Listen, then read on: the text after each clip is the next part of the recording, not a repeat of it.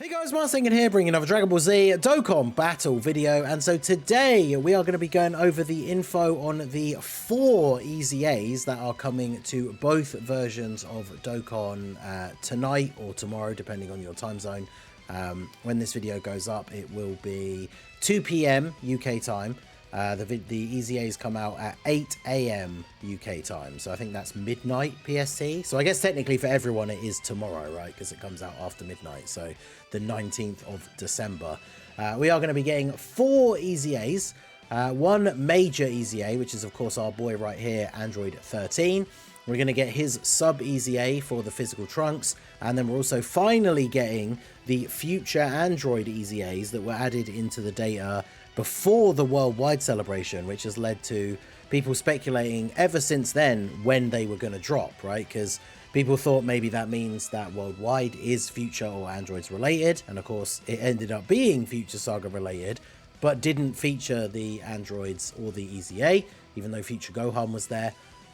So yeah, those are finally dropping. So in this video we are going to go through those now and what they do, because I haven't covered them in a video. Because they were added to the data so early, I don't think there was I don't know if there even was a Twitter post or anything about them. So I think they're not listed on the wiki yet or anything. We haven't really talked about them on the channel. And to be honest, I haven't really looked at them myself. So we're going to go through them here in the video and get my initial reactions to them. And then of course there's some tricks for I say tricks, it's just the pre-farming, right? But the Androids EZA you can essentially get done ahead of time as well. So we're going to start off looking at the Android 13. So this is the big one. We all hoped when 21 was announced that she would be the when the Android 13 movie LR was announced, we all hoped this guy would be getting an EZA, because he's the last unit from the Android 13 movie aside from the physical Trunks that didn't have an EZA, and the physical Trunks is his side banner unit, so they're tied together anyway.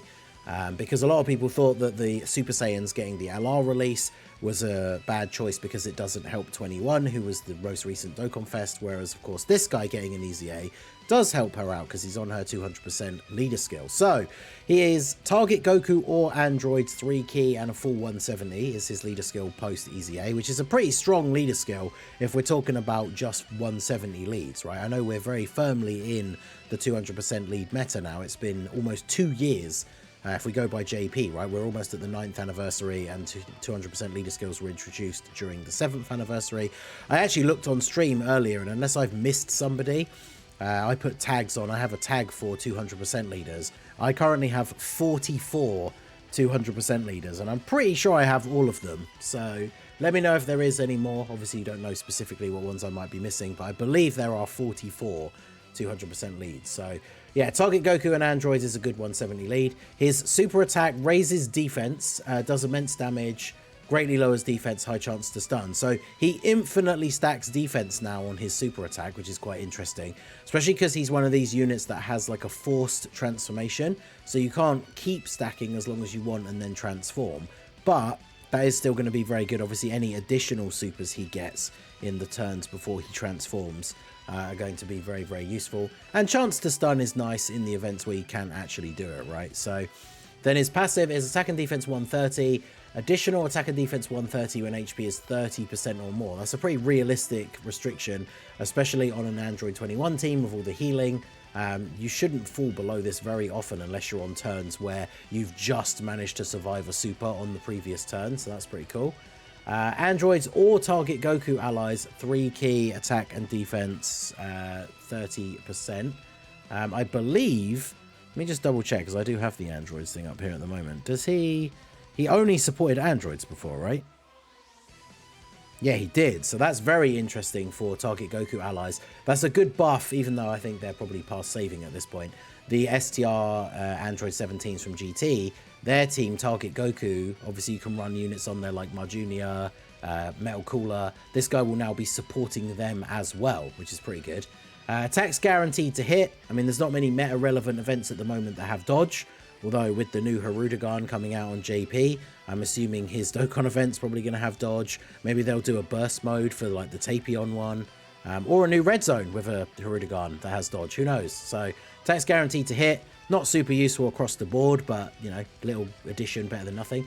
Launches an additional attack that has a high chance of becoming a super when there is an enemy whose name includes Goku, and then transforms when conditions are met. So obviously Goku enemy conditions not particularly great because they don't include, you know, Goku Black and stuff like that. So there's not really a lot of meta relevant, well, there's no meta relevant events where this is useful, right? There's like one Dismal Future stage where you fight Goku and Vegeta, but that stage is still one of the much easier ones. So not really very relevant there, unfortunately. Maybe we'll get something interesting in the future with Goku enemies, but for now, it's just kind of there. It is what it is. If they keep doing things where they're adding missions to the Goku events, then it'd be kind of fun, I guess, especially because the additional supers are what gives him the defense stacking. And then, yeah, he transforms when conditions are met, which is 2 or more Android category allies on the team, starting from the 5th turn. So this is interesting because his one being an automatic active skill, they could automatic transformation and not an active skill. They could have changed it if they wanted to, but this is exactly the same as it was before. So it is a very easy one to get.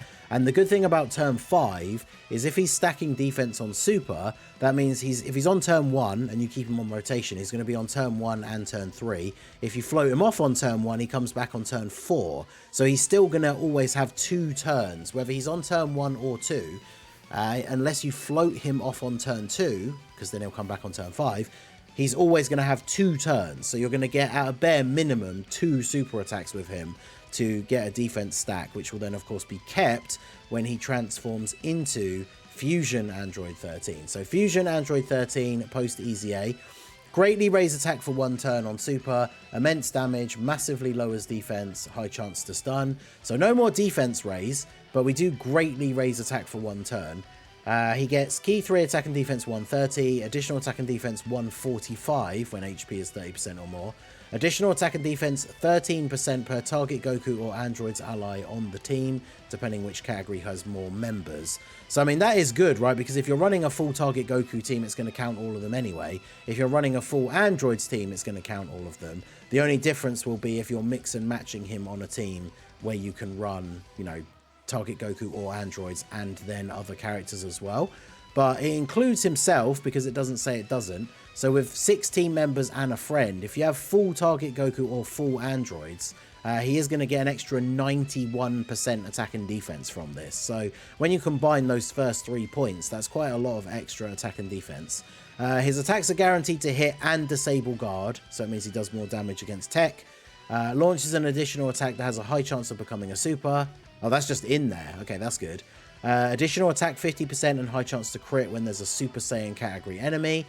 And then additional attack 100% and guaranteed crit when there's an enemy whose name includes Goku. So again, the last 2, not a lot of events now that are super relevant. It would be nice for us to finally get some of this, you know, new difficult content with super type enemies, especially with this guy having his EZA details as they are, getting an event that has a Super Saiyan Goku as a boss. Then obviously this guy would be going absolutely crazy. And his link set is very good. Nightmare, Big Bad Bosses, Fear and Faith. For Androids, obviously he's got Android Assault as well. So like once Android 21 is transformed, him having Fear and Faith, Big Bad Bosses, Nightmare, Big Bad Bosses are obviously very good. Android Assault, like the combination of that with Big Bad Bosses is very, very good. So he's got no defensive tech in terms of like dodge or damage reduction, but his raw stats are going to be very high. Now the problem is, of course, that does leave him wide open to Big Boss super attacks, but otherwise does seem pretty good. So now we'll take a look at the tech trunks. Now hopefully they do the thing where they just add in a bunch of missions whereby just beating the AGL 13 EZA, you just get the extra medals to EZA this guy straight away. Otherwise you have to replay the stages at cost of stamina, which is kind of annoying. So this guy is a physical types attack 35% per keister obtained. So he becomes a new physical nuker to use when they keep bringing out those punching bag style events instead of the blue Vegeta, I suppose. His super attack massively raises attack for 3 turns, supreme damage, and sacrifices 3% HP. I mean, 3% is not the end of the world, I suppose. Massively raise attack for 3 turns is interesting because that's massively is 100%, and he carries that over onto the next turn as long as he's not floated. So if he's on turn 1, when he comes back on turn 3, he still has this, so then he 100% raises attack again. So his attack stat on his second turn could be quite interesting. He gets attack and defense 150, additional 150 attack but defense minus 50 when performing a super, because he did have defense loss on super previously.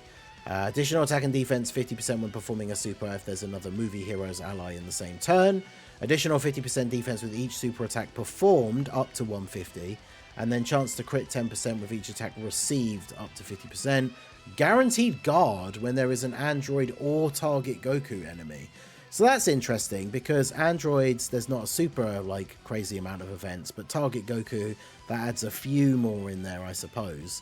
Obviously, when it comes to the hardest content, the Dismal Future Red Zone, none of these are going to apply apart from the androids and then the tech cell ones. That's kind of interesting, I suppose. And then his link set, pretty decent considering he isn't a Super Saiyan, right? So he does have Cold Judgment, which is good. Saiyan Warrior Race, Saiyan Lineage, prepared for battle. So he seems like he could be okay, but he's definitely not going to be anything special. Like in events outside of him having his guard, he's going to have interesting. I mean, I think his defense, once he's fully built up, his pre-super defense could be kind of interesting, but then he's losing half of it when he super attacks. So even against like a tougher int boss, I don't think he's necessarily going to be super great, but I guess we'll wait until we see what he's doing in game. So seems interesting at least, and we'll have to try him out. Then we have the future androids. So AGL future android 18, AGL types 3 key 100%, very low leader skill, but it is what it is for these older units with the sub EZA'S. Raise attack for 1 turn, supreme damage, raise defense by 30% for 3 turns. Okay, that's pretty good. So that means you can get a couple of stacks on this as well if you're getting additionals and stuff, and then that carries over until her next turn as long as she stays on rotation. Attack and defense 150%, changes physical key spheres to AGL, changes int key spheres to physical in addition, and launches an additional attack that has a high chance of becoming a super when HP is 78% or less. Additional attack 20% and defense 30% per AGL key sphere obtained. That's a lot per key sphere. If she's creating a lot of AGL orbs, 30% defense per orb is pretty good. And then she's changing int to physical, ideally to kind of help set up for the 17, right?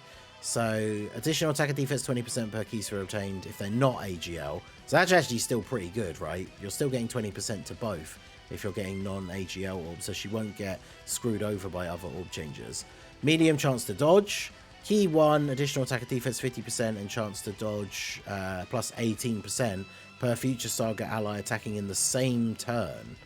Okay, so if she has a medium chance to dodge, but then you have 2 future Saga allies with her, that means she has a 66% chance to dodge, which is not bad, because she doesn't raise defense on super.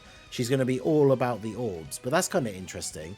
And then the physical 17 here, similar leader skill, but for physical. He raises defense for 1 turn and raises attack by 30% for 3 turns. So if you get a double super, you're still getting the extra defense, but then he doesn't carry any of it over till the next turn. And then he does a similar thing. He changes tech orbs to physical and changes STR to AGL. Launches an additional attack that has a high chance to become a super when HP is 78% or less. He gets the extra, so he gets more attack per key sphere obtained. And then he gets 20%, obviously per physical, and then he gets 20% to both if they're non-physical. He has a built-in high chance to crit, and then additional attack and defense 50% and chance to crit 17% per future Saga. So that means he's going to get, what, an extra 34. So he's going to have 84% chance to crit on a full future Saga rotation, which is cool, but then he has no other defensive tech, and he's not getting as much defense as if you're picking up the physical orbs. You get it's 20% for either. So it looks like he's all about the offense, right? And then 18 is going to have much more defense after she supers. But this guy, I don't know, he could be a bit of a liability. I mean, him being physical is good for some of the tougher bosses that are either in or like starting out as in. But I think they've done this a few times when they've done 17 and 18 units together like this. 18 definitely seems like she'll be the better one defensively, but 17 will be able to do more damage, especially if you're getting all these crits off. So very interesting. So let me know what you guys think down below in the comment section. We have 17, 18, Trunks, and 13 all coming tomorrow.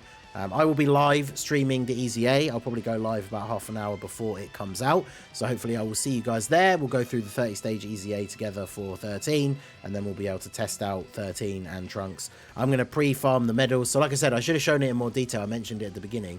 These guys EZA using the medals from the future Gohan EZA, right? So you need to farm up a bunch of these, and the event will be coming back tomorrow. But if you have a bunch of those EZA keys, because they're not really useful for anything else, they're only for playing EZAs that are in the Portal of Memories. If you've got nothing else to do on the game for today, I would say go ahead and use some of those EZA keys in order to farm up these medals, because as you can see here, you need 12 bronze, 20 silver, 12 gold, and 12 rainbow, but you need that twice. So it's 24, 40, 24, and 24. So I'm going to go ahead and grind those today, so that then when the EZAs come out tomorrow, you can just do them straight away. And yeah, we'll try out all 4 of these units tomorrow on the stream, and obviously I'll have showcase videos going up if you do not manage to get to the stream. So let me know what you guys think down below. Which one do you think looks the best? I mean, the Android ones, I guess, are fairly decent, but 13, I would say, is pretty clear of both of them. And Trunks is interesting, so it'll be cool to see how he turns out when he's actually in game. But the 13 one, I think, definitely could be solid for 21's team, or just androids in general. Like, androids has gotten some good buffs with the physical LR androids EZA being so good. Even running them as double leads with a really strong team, if you're not a huge fan of the 21 or you didn't pull her, can still make for a very strong team. So yeah, I'm interested to try these guys out, and let me know what you guys think down below in the comment section. So that is going to be it for the video, guys. This has been the Masked Ningen. Smash that like button, subscribe to the channel if you are new. Check out the links down below for the Discord and the merch store, and I will see you all again soon. Have a good one.